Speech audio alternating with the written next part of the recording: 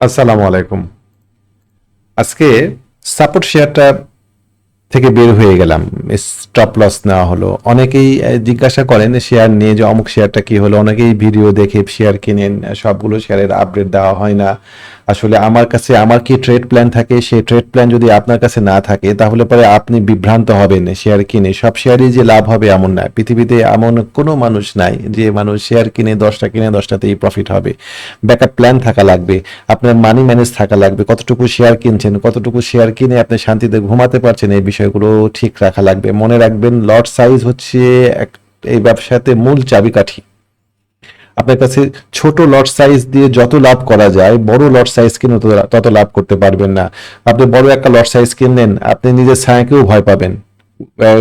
ক্যান্ডেলের যে শ্যাডো আছে সেই শ্যাডো দেখে তো আমরা অ্যানালিস্ট যারা আছি তারা তো ভয় পাই। মাথার উপরে একটা বড় শ্যাডো, এরকম একটা বিশাল বড় শ্যাডো তৈরি হলো, আমরা তো ভয় পাই। কিন্তু যদি আপনি অনেক বড় লটের শেয়ার কেনেন তাহলে আপনি নিজের ছায়া দেখেই ভয় পাবেন যে আরে কি হচ্ছে, একটু নড়াচড়াতে আপনি আতঙ্কিত হয়ে পড়বেন, কি করবেন না করবেন। সুতরাং লট সাইজ ঠিক রাখবেন সব সময়।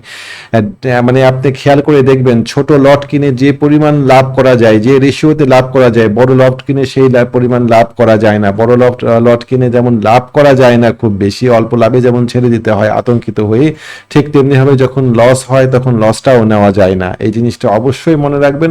সামনে খুব ভালো মার্কেট আসছে।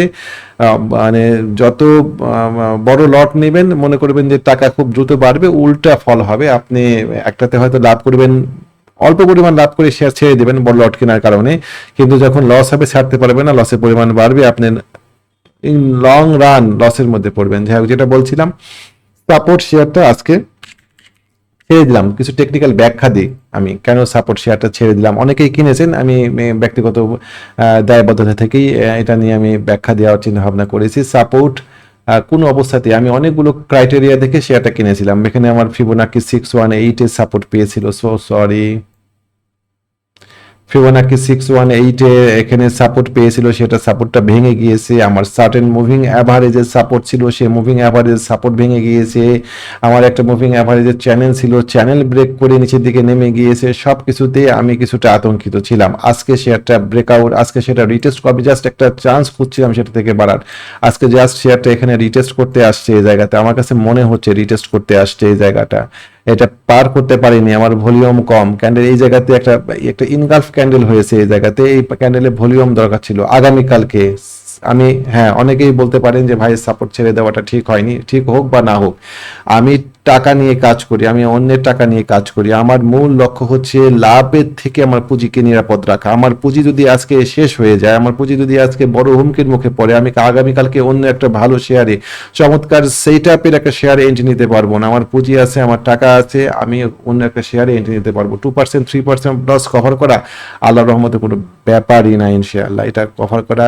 কিন্তু এই লস যদি 15% হয়, 20% হয়, তাহলে রিকভারি করতে গেলে পরে আপনাকে 30% রিকভারি করতে হবে। এইটা তখন কঠিন কাজ হয়ে যায়।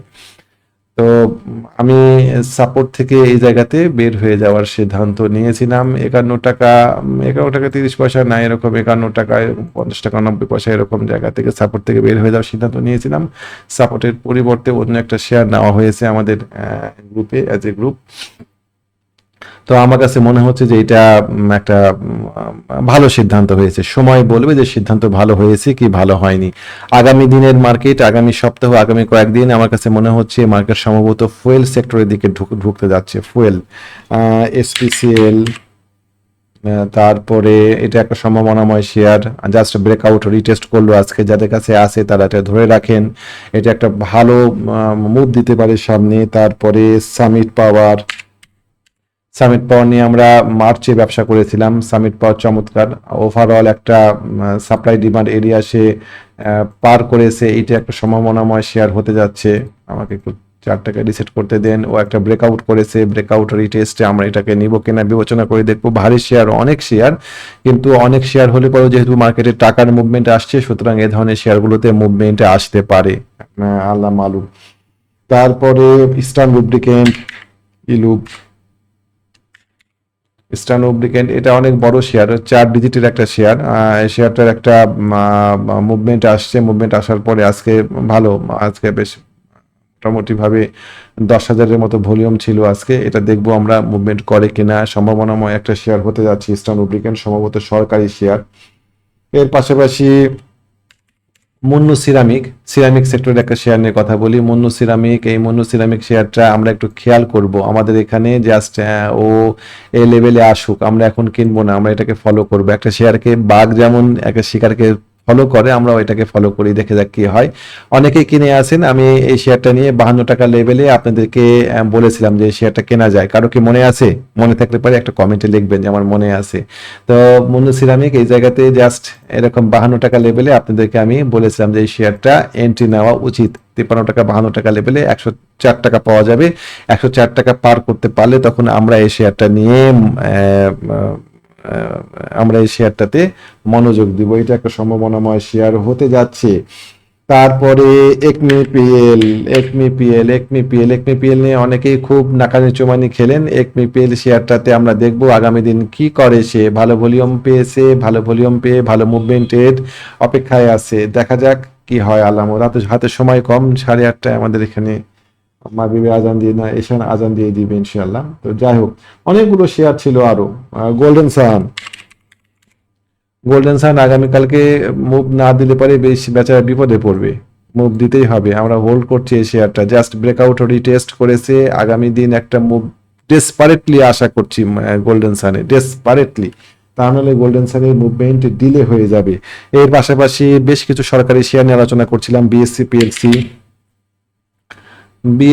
পিএলসি এই শেয়ারটা ব্রেকআউট রিটেস্ট করেছে। যারা নিয়েছেন নিশ্চয়ই মজাতে আছেন। এটা ব্রেকআউট রিটেস্ট কমপ্লিট করে দেখা যাক আগামী দিন কি করে। সম্ভাবনাময় একটা শেয়ার ধরে রাখবেন। এটা বিএসসি বাংলাদেশ শিপিং কর্পোরেশন, এটা আমরা হোল্ড করছি। এটা আমরা কিনেছি শেয়ারটা 115 টাকা 16 টাকা রেটে। আশা করছি এখান থেকে আমরা একটা ভালো প্রফিট পাবো।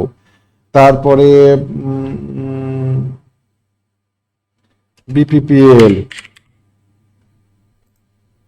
বিপিপিএল এটাও একটা চমৎকার। আমি আগেই বলেছি যে আগামী দিন পাওয়ার সেক্টরের একটা কি মুভমেন্ট হয় সেটা আমরা দেখব।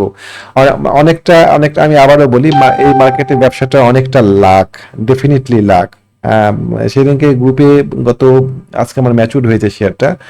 আজকে হচ্ছে সোমবার, সম্ভবত বৃহস্পতিবার, আমি যদি ভুল না করি, বৃহস্পতিবারের দিন আমি ক্যাপ এম আইবিপি এই শেয়ারটা ফলো করছিলাম। একটা চমৎকার ব্রেকআউট হয়েছে ক্যাপ এম আইবিপিতে 9 টাকা 90 পয়সা 10 টাকা এরকম জায়গাতে। সেটা চমৎকার অসাধারণ ব্রেকআউট হয়েছে।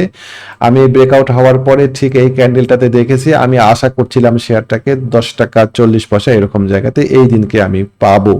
মানে এই ক্যান্ডেলটা আমি এই জায়গাতে আসলে পারে 10 টাকা 40 পয়সাতে আসলে পারে আমি এন্ট্রি নিব এবং আমি আমার গ্রুপকেও এন্ট্রি দেওয়াবো। আমি এন্ট্রি নিলাম ফার্স্ট 11 টাকায়। আমার এন্ট্রি জায়গাতে 11 টাকা এই ক্যান্ডেল দিয়ে গত 5 জুলাই আমি 5 জুলাই ক্যান্ডেলে 11 টাকাতে এন্ট্রি নিলাম। আমার উদ্দেশ্য যে এই ক্যান্ডেল যদি আজকে 10 টাকা 40 পয়সায় নামে আমি আরো রি এন্ট্রি নিব এবং পাশাপাশি গ্রুপকেও কেনাবো। আমাকে সুযোগ দেয়নি। তো ঠিক আছে, এটা একটা সম্ভাবনাময় শেয়ার ছিল। আপনার ইন্স্যুরেন্স সেক্টর কি বলে মিউচুয়াল ফান্ড সেক্টরের। দেখা যাক এ আমাদেরকে কত দূর নিয়ে যায়। ব্যাপক ভলিউম হয়েছে। যদি আবার সুযোগ পাই কোনো এক জায়গাতে কেনার, এটাকে আমি কেনার চেষ্টা করব আবার। তো আজকে এই পর্যন্তই থাকলো ভিডিও খুব বড় করলাম না আজকে। আপনারা আগামী দিন নতুন কোনো ভিডিও নিয়ে আপনাদের সামনে উপস্থিত হব। আপনারা জানেন যে আমাদের একটা হোয়াটসঅ্যাপ গ্রুপ আছে, আমরা ওখানে শেয়ার সাজেশন করি, কোন শেয়ার ভালো হবে, কোন শেয়ার আমরা ধরে রাখবো, কোন শেয়ার কেনা যায়, শেয়ার সিলেক্ট করে দিই। অনেকে আপনারা ব্যস্ততার কারণে শেয়ার বাছাই করতে পারেন না, সঠিক শেয়ার চুজ করতে পারেন না, আমরা শেয়ারটা বাছাই করে দিই। ব্যবসাটা আসলে যে কোনো ব্যবসাতেই সময় দিতে হয়। এই সময়টা যারা দিতে পারেন না তাদের জন্য এই গ্রুপ একটা হেল্পফুল জায়গা হতে পারে। আপনারা বিবেচনা করে দেখবেন গ্রুপে আসবেন কিনা, কিছু শর্ত সাপেক্ষে গ্রুপে যুক্ত হতে পারবেন আপনি। এর পাশাপাশি আগামী 15 তারিখ থেকে আমাদের একটা টেকনিক্যাল ট্রেনিং প্রোগ্রাম শুরু হচ্ছে। যারা এই টেকনিক্যাল ট্রেনিং এ অংশগ্রহণ করতে চান তাদেরকে স্বাগতম। সামনে মার্কেটে ব্যবসা করতে গেলে প্রায় টেকনিক্যাল ট্রেনিং এর কোনো বিকল্প হবে না। T+1 বা T+0 মার্কেট চূড়ান্ত ফাস্ট হবে। আপনাকে ইনস্ট্যান্ট সিদ্ধান্ত নিতে হবে যে পরের ক্যান্ডেলে কি হবে। এই সিদ্ধান্ত নেওয়ার ক্ষেত্রে অ্যানালাইসিস জানার বিকল্প নাই। আমরা যারা বাইরের মার্কেটে ব্যবসা করেছি, ফরেক্স মার্কেটে ব্যবসা করেছি, তারা জানি যে এই মার্কেটে অ্যানালাইসিস ছাড়াতে মানে ব্যবসা করার চিন্তাই করা যায় না। টেকনিক্যাল নলেজ না থাকলে ব্যবসা করার কথা চিন্তাই করা যায় না।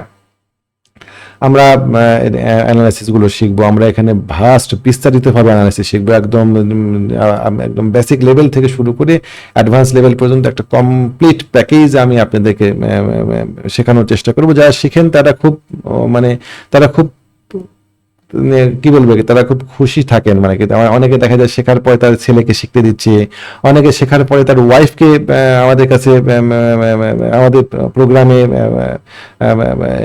এন্ট্রি নেওয়াচ্ছে, তারপরে ছেলেকে এন্ট্রি নেওয়াচ্ছে, ভাইকে এন্ট্রি নেওয়াচ্ছে, দেখে ভালো লাগে যে হ্যাঁ কিছু শিখতে পারছে তাহলে মানুষ, আশা করি। তো যারা শিখবেন, আগামী 15 তারিখ থেকে ট্রেনিং প্রোগ্রাম শুরু হচ্ছে, আমরা রেজিস্ট্রেশন নিচ্ছি। আমাদের সাথে যোগাযোগ করার জন্য আমাদের হোয়াটসঅ্যাপ নাম্বার আপনাদের সাথে শেয়ার করি,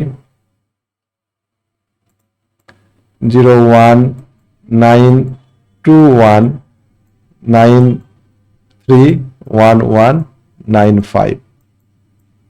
ভালো থাকবেন। আসসালামু আলাইকুম ওয়া রাহমাতুল্লাহ।